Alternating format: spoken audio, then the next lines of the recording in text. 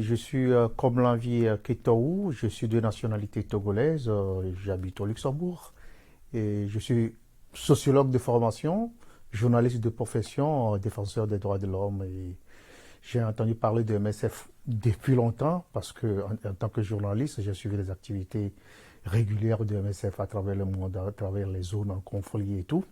Et quand je suis venu au Luxembourg, dans mes recherches pour m'engager pour une cause humanitaire, j'ai découvert le projet Mapaton sur les réseaux sociaux.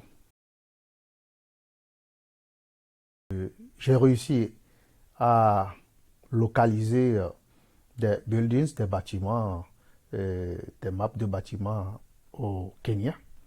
Et j'ai eu à dessiner ces maps, à les enregistrer, ce qui rentre dans une base de données qui va contribuer à localiser certaines zones de cette région du Kenya.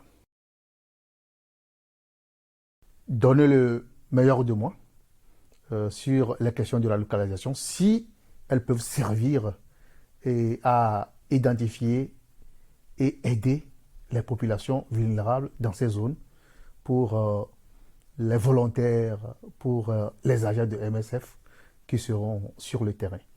Et ça peut me servir également si un jour je m'engage en tant que volontaire. C'est plus facile pour moi de pouvoir identifier.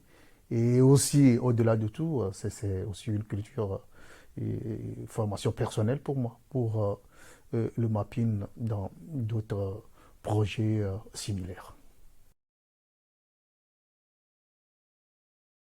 J'ai trouvé que quand on lit le projet Mapaton, on se dit que c'est quelque chose qui est difficile, qui relève d'une certaine expertise en matière technologique. Mais quand on arrive, c'est comme un jeu. Et on prend le clavier, on prend la souris et on dessine comme si on avait un crayon ou un pinceau à la main. Et c'est facile. Ce n'est pas un projet où il faut avoir une expérience requise. C'est autant facile, mais c'est autant bénéfique pour la cause humanitaire.